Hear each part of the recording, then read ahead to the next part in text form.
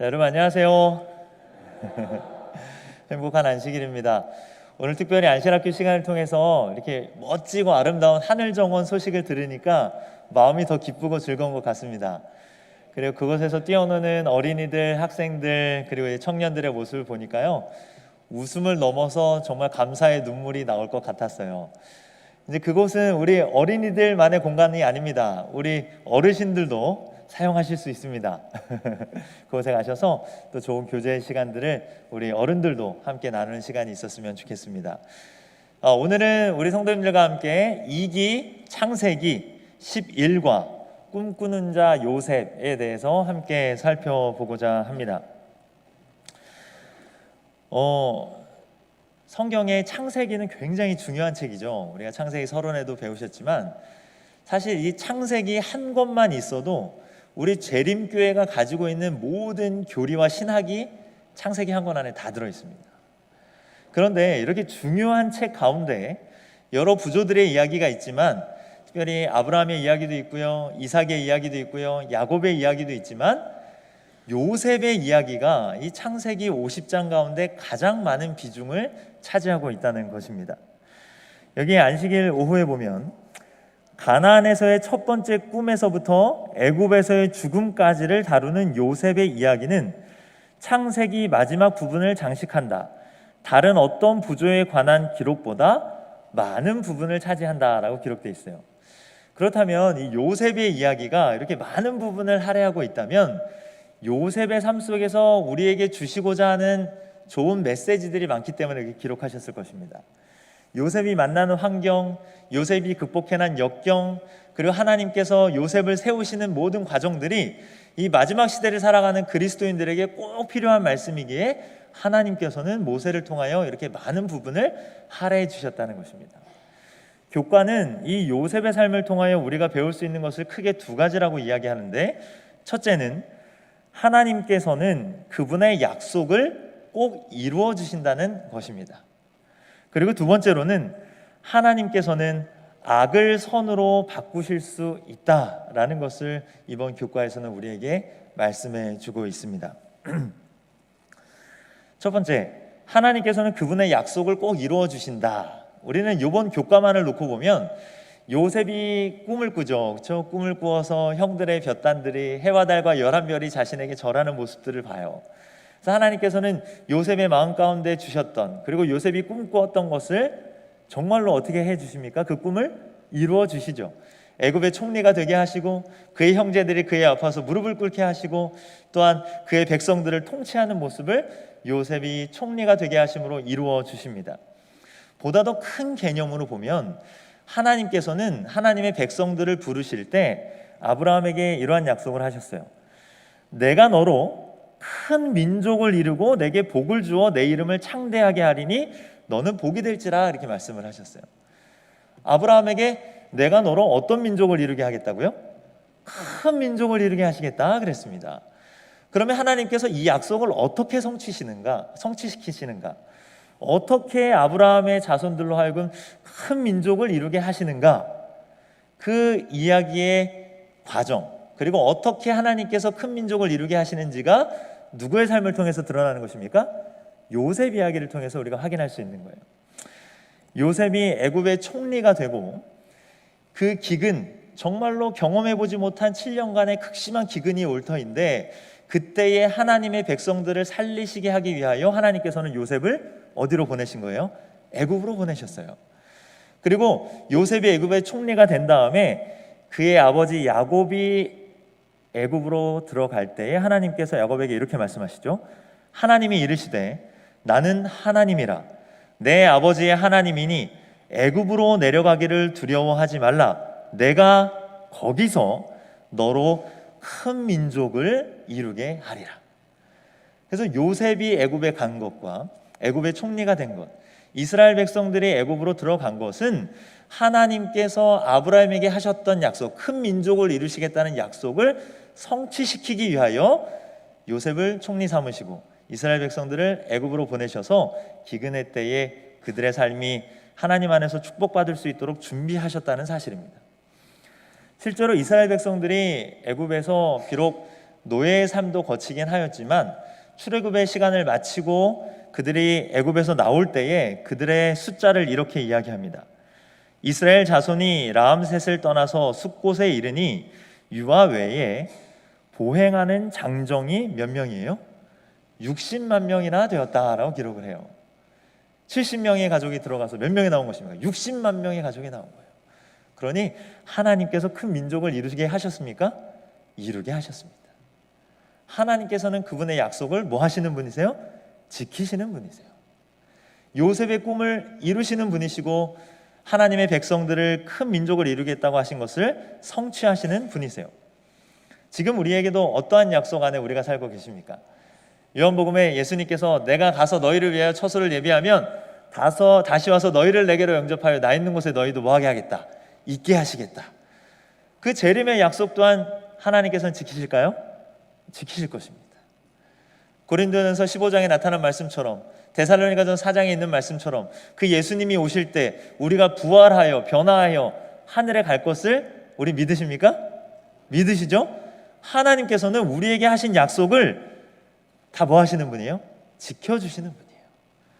오늘 교과를 보시면서 그 약속을 지켜주시는 분, 그리고 악한 일이라 할지라도 선한 열매로 맺게 하시는 하나님을 만나시게 되기를 간절히 바랍니다.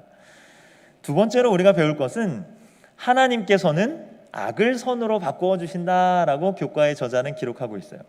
이걸 좀 풀어 설명하면 악한 의도로 일어난 일이지만 하나님께서는 그 일들을 통하여 선한 열매를 맺어 주신다는 것입니다. 우리가 아는 것처럼 창세기 41장 41절에 보면 바로가 또 요셉에게 이르되 내가 너를 애굽 온 땅의 총리가 되게 하노라 하고, 형들이 요셉을 애굽에 팔아버릴 때는 요셉이 잘 되기를 바라서 팔았을까요? 아니죠. 저 귀찮은 거 정말 죽여버리고 싶지만 그래도 그냥 목숨만은 살려주지. 하지만 노예로 가서 평생 고통 중에 살아라, 이런 마음이었을 것입니다. 악한 의도로 시작되었던 일이었지만 하나님께서는 그 악한 사건을 선하게 인도하셨어요. 요셉이 보디발의 집에 팔려가지 않았다면, 그렇죠? 바로의 감옥에 들어가지도 않았을 것입니다. 그런 모든 과정들이 하나님의 섭리하심이었고, 그 섭리하심으로 말미암아 드디어 요셉이 애굽에 뭐가 된 것입니까? 총리가 된 것입니다. 그래서 악한 사건이었지만 하나님께서는 그것을 통하여 선한 열매를 이루게 하시는 것이죠. 그래서 요셉 자신도 그렇게 고백을 합니다. 창세기 50장 20절에 보면 당신들은 나를 해하려 하였으나 하나님은 그것이 뭐예요? 형들이 나를 해하려 하는 것, 그 악한 행동을 무엇으로 바꾸사? 선으로 바꾸사 오늘과 같이 많은 백성의 생명을 구원하게 하시려 하셨나니. 그래서 저자는 아마 이 성경책에 있는 말씀을 가지고 그 악한 것을 선으로 바꾸시는 하나님에 대하여 우리에게 이번 과를 통하여 말씀해주고 싶으신 것입니다. 오늘 제가 크게 두 개를 봤어요. 약속을 지키시는 하나님, 그리고 어떠한 악한 환경에 있다 할지라도 그것을 선으로 바꿔주시는 하나님. 이 두 가지를 마음속에 딱 간직하시면 사실 오늘 교과는 다 하셨다고 생각합니다. 그러면 자세한 내용들을 잠깐 살펴볼게요. 남은 10분 동안. 이 요셉이 애굽으로 팔려간 이유가 있지요. 야곱에게는 12명의 아들이 있었는데 창세기 37장 1절을 보면 이렇게 기록을 해요. 야곱이 가나안 땅 그의 아버지가 거류하던 땅에 거주하였으니, 2절 잘 보세요. 야곱의 족보는 이러하니라. 족보 얘기 나오면 그 다음에 첫 번째로 누구 이름이 나와야 정상일까요? 제가 형이 있고 제가 동생이에요. 그러면 족보를 누가 이어요? 보통 형이 있잖아요. 그럼 형의 루벤 이름이 나와야 정상일 것 같아요. 그런데 야곱의 족보는 이러하니라 하면서 누구의 이야기가 딱 등장을 하냐면 요셉이 17세의 소년으로서 하면서 요셉의 이야기가 딱 들어와요. 그럼 읽는 독자들은 무슨 생각이 드냐면 야곱의 족보는 누구를 통하여 이어지겠구나? 요셉을 통하여 이어지겠구나. 당연히 그렇게 받아들이는 것입니다. 모세가 기록할 때도 이러한 것들을 염두에 두고 썼어요. 왜냐하면 야곱의 마음 가운데는 장자로서 누구를 세우길 정말 원했을까요? 요셉을 세우기를 원했을 것입니다. 왜요? 그가 삼촌 라반 집에서 이 라헬을 얻기 위하여 몇 년을 봉사합니까? 7년을 죽어라 일하잖아요. 근데 지난번에 전사님 공부 시간에 했지만 첫날 밤을 보내고 났더니 내가 기대했던 여자가 아니었어요. 레아였어요. 그래서 라헬을 얻기 위하여 삼촌이 뭐라 그래요? 다시 7년을 봉사해라. 그래서 라헬을 위해서 또 7년을 일합니다. 14년을 일하는 거예요, 삼촌 집에서. 그렇게 해서 얻은 아내, 그리고 그녀가 낳은 첫 번째 아들이 누굽니까? 요셉인 것이죠. 그러니 이 야곱의 마음에는 이미 요셉이 그의 심중에는 장자였던 것입니다. 그래서 그에게 채석 옷을 만들어 입히죠. 3절에 요셉은 노년에 얻은 아들이므로 이스라엘이 여러 아들들보다 그를 더 사랑함으로 그를 위하여 채색 옷을 지었더니 라고 되어 있어요. 사실 채색 옷은 저희가 어렸을 때는 예쁜 색동 옷을 많이 생각하셨을 텐데요. 교과에도 보셔서 아시지만 이 채색 옷의 원어를 살펴보면 그 옷의 모양이 독특함을 나타내는 것입니다. 그래서 손자락과 이 코트의 길이가 다른 사람들보다 훨씬 길었어요. 그 긴 코트를 입는 것은 이때 당시 지역의 사람들에게는 한 부족의 2명만이 이렇게 긴 코트를 입었습니다. 손자매가 길고 코트가 긴 것을요. 그것은 그 부족의 족장이 입었고 그 족장의 대를 이을 사람이 그렇게 구별된 의복을 입었던 것입니다.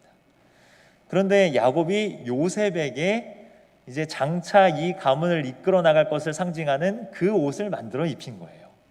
그러니 형들이 볼 때에 이 요셉이 이뻐 보일 수가 없죠. 이뻐 보일 수가 없죠. 동생인데 아버지는 아예 딱 대놓고 이 요셉을 장자로 여기고 채색 옷을 만들어 입히니 정말 형들의 입장에서는 화가 날 수밖에 없는 것입니다. 그래서 부조선지자에 보면 일반적으로 고귀한 사람들이 입는 그런 값진 겉옷, 곧 무릎까지 내려오는 외투를 요셉에게 준 아버지의 무분별한 선물은 그들에게 그의 편애에 대한 또 하나의 증거가 되었고, 그것은 야곱이 장자를 제쳐놓고 장자의 상속권을 라헬의 아들에게 주려고 한다는 의심을 불러 일으켰다. 그래서 형들은 요셉을 미워할 수밖에 없었던 거예요. 그리고 요셉은 특별히 형들이 잘못한 것을 뭐해요? 아버지에게 일러 바쳐요. 그냥 우리가 쉽게 얘기하면 고자질쟁이였어요. 근데 그 부조선지자에 보면 요셉의 마음은 참 순수했어요. 내가 형들에게 타일러 봐도 안 되니까 형들이 정말 아버지가 권면하면 변하지 않을까 하는 마음에 아버지한테 얘기를 한 것이죠. 그럼에도 불구하고 요셉은 형들에게 고자질장이요? 꿈장이었어요.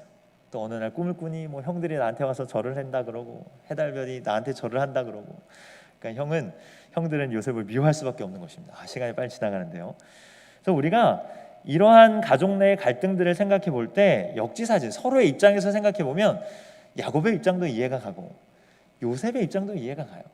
그리고 역으로 생각하면 요셉의 형들의 입장도 이해가 가십니까? 이해가 가는 거예요. 그러니 요셉을 미워할 수밖에 없죠. 그래서 우리가 가정 내에서나 교회 안에서나 어떠한 곳에 있다 할지라도 우리의 목적이 선하고 아름다운 것이라 할지라도 그것을 풀어가는 과정 속에서는 참 지혜가 필요한 것 같아요. 요셉이 형들에 대해서 형들을 위하여 한 일이지만 형들은 그것을 오해하고 고자질이라고 생각하는 것처럼 우리가 어떤 환경 속에서 그 사건들을 풀어갈 때는 하나님의 지혜로우심이 필요하다는 것을 느낍니다. 그래서 이러한 일들이 있은 다음에 형들이 요셉을 너무 미워하는 마음이 가득한 가운데 양떼를 이끌고 저 멀리 세겜이라는 곳으로 가게 됩니다. 근데 세겜이 어떤 곳입니까? 세겜으로 가서 양들을 치게 하는데 야곱이 요셉에게 야, 형들이 잘 있는지 궁금하다. 너가 좀 가서 보고 와라 그래요.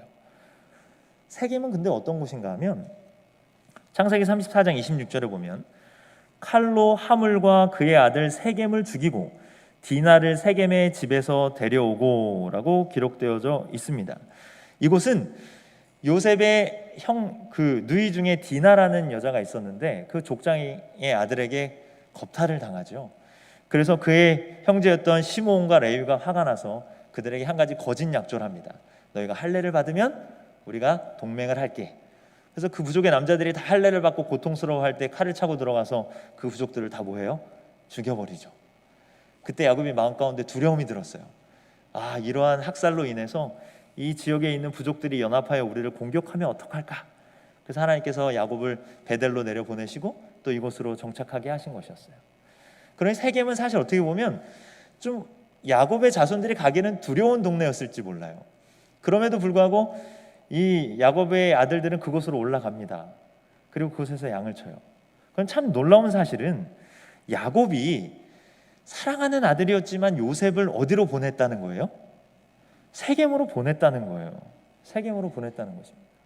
저는 이것을 보면서 야곱이 요셉을 편애하였지만 그의 마음 가운데는 여전히 다른 아들들을 향한 사랑이 있었다는 것입니다. 그 아들들을 염려했어요. 걱정했어요. 그래서 사랑하는 아들, 정말로 야곱이 아끼는 아들을 그곳으로 보내는 것입니다. 그들이 헤브론에 있었는데 세겜까지, 그리고 세겜에서 도단으로 갔다 그랬잖아요. 거기까지 거리는 한 120km 정도 된다고 봐요. 그러면 그 먼 거리를 그 아들 요셉을 보냈다는 건 야곱에게도 큰 결심이었다고 생각을 해요. 그러나 이 아버지의 사랑을 뒤로하고 그 형들은 요셉이 오자마자 뭘 계획해요? 처음엔 죽이려고 하죠. 그러나 여러 사정 가운데 죽이진 않고 어떻게 합니까? 그들을 팔아버리게 됩니다. 은 20에 팔아요. 어떤 사람은 그런 질문을 해요. 아니 요셉이 예수님을 상징하면 은 30에 팔아야 하는 거 아닙니까? 근데 이제 팔레스타인 장사꾼들도 말하자면 중간상이잖아요. 20에 사가지고 나중에 보디바레주에 팔 때는 얼마에 팔았을까요? 30에 팔았을 것입니다. 그래서 아마 10을 남겼으리라 생각을 합니다. 여기 월요일서지 영감의 교훈에 보면 요셉의 형제들은 그를 살해하려고 계획했으나 결국 그를 저희보다 높은 자리에 얻지 못하도록 노예로 팔기로 협의하였다. 그들은 동생의 꿈 때문에 다시는 문제가 생기지 않고 또한 그 꿈이 성취될 가능성이 없는 곳에 보낸 줄로 생각했다. 그러나 동생이 형들을 주관하지 못하도록 하기 위해서 저지른 바로 그 일은 하나님께서 오히려 그 동생이 형들을 주관하도록 하는 방법이 되게 하셨다라고 기록을 하고 있어요. 이렇게 하나님께서는 역전의 하나님이시죠. 이렇게 악한 일을 선한 일로 바꾸시는 것입니다. 유다와 다말에 대한 이야기와 바로의 꿈에 대한 이야기가 남아 있는데요. 간단히 말씀을 드리면 이렇습니다. 창세기 37장은 요셉의 이야기가 있다가 갑자기 중간에 누구의 이야기가 들어가요? 유다와 다말의 이야기가 들어가는 것입니다. 그래서 독자들은 왜 이야기가 중간에 들어가 있지? 라고 생각할 수 있어요. 창세기는 야곱의 족보를 이야기하면서 요셉의 이야기로 시작을 해요.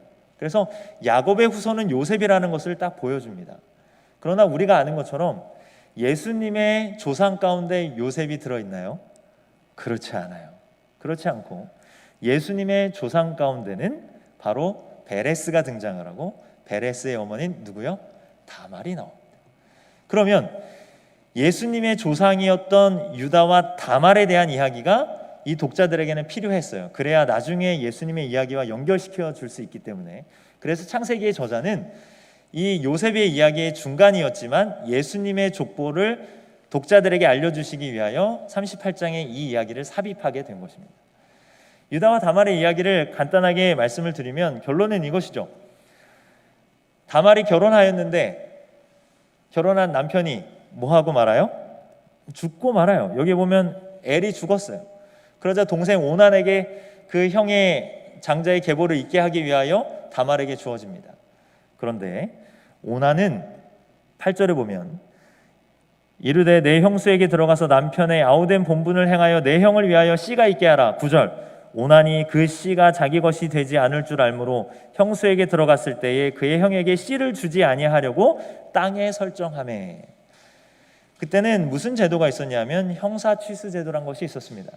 형이 죽으면 형수를 그 아우가 취하여 형의 대를 잇게 하는 것입니다.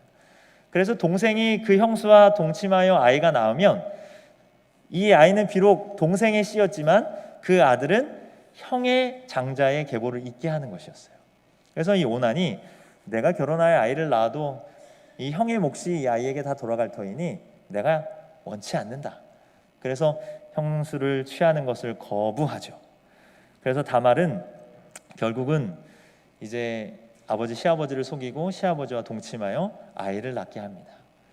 그러나 구약 성경에 보면 형사 취수 제도뿐만 아니라 우리는 고엘 제도라는 것이 있는데요. 이 이야기만 하고 좀 줄이도록 하겠습니다. 고엘 제도는 우리가 어디서 보면 알 수 있냐면 룻기서에 보면 기업 물을 자에 대한 이야기가 나옵니다. 그것은 이렇게 형사 취수 제도와 더불어 가까운 친족이 어려움에 처한 여인을 돕게 하는 것이었어요. 그래서 어떻게 보면 다말이 유다를 유혹하여 동침하였지만, 거짓으로 동침하였지만, 다말의 입장에서는 이 형사 취수 제도가 이루어지지 않으니, 즉 고엘 제도를 기업 물을 자의 제도에 의지하여 가장 가까운 누구를? 유다를 자신의 기업 물을 자로 생각하였던 것입니다. 그렇게 하여 시아버지를 속이고 아이를 갖게 한 것이죠. 결국 하나님께서는 이러한 우리가 볼 땐 이해 안 가는 좀 부적절한 관계일 것 같지만, 이러한 관계 속에서 태어난 자녀들도 예수님의 조상에 들어가게 하는 놀라운 영광을 주는 것입니다. 마지막으로 마무리를 하면서, 이제 애굽은 보디발의 집에 잡혀갔지만 보디발의 아내의 유혹에 동침을 거절하고 옥에 갇히게 되고요, 바로의 꿈을 해석하게 되고 애굽의 총리가 됩니다. 결론적으로 한 가지를 말씀드리면, 요셉이 애굽의 총리가 될 수 있었던 것은 하나님의 섭리하심이 먼저였고, 그 다음에 요셉 또한 그 섭리하심 안에서 성실하게 살았다는 것입니다. 노예로서도 성실하게 살았고요, 감옥에서도 성실하게 있었어요. 그러니까 이 요셉이 감옥에서도 간수장이 되었던 것이고, 그의 성실함을 믿고 보디발이 그를 죽이지 아니하고 살려두었던 것입니다. 하나님의 백성은 하나님의 섭리하심 안에서 그 믿음의 성실함을 보여주는 것입니다. 그렇게 할 때 하나님께서 계획하시는 일들이 우리의 삶을 통하여 열매를 맺게 된다는 사실을 우리 모두가 기억하게 되시기를 간절히 바랍니다. 교과를 마치며 마지막 교육에 있는 말씀에 이런 말씀이 있어요. 요셉은 그의 생애의 위기에서 곧 자기의 어린 시절을 보낸 가나안 본집으로부터 노예의 운명이 기다리고 있는 애굽으로 가는 두려운 나그네 길 가운데서 혈육들의 천막이 있는 산들을 마지막으로 바라볼 때 잘 보세요. 야곱의 하나님을 기억하였다. 소년 시절의 교훈을 생각할 때 그의 마음은 감동으로 떨렸다. 그는 진실한 사람이 되어 어떠한 때에라도 하늘 임금의 백성으로서 합당한 행동을 취하기로 결심했다. 야곱에게 배웠던 그 믿음과 신앙이 요셉의 삶에 큰 결심을 주었고, 요셉이 하나님 안에서 바르게 성장할 수 있었다는 것입니다. 우리 모든 성도님들이 약속을 지키시는 하나님, 악을 선으로 바꾸시는 하나님을 잘 의지하시고, 더욱이 이 다음 세대들에게 그와 같은 믿음을 또 전하는 우리 모두가 되기를 바라면서요, 오늘 교과를 마치도록 하겠습니다.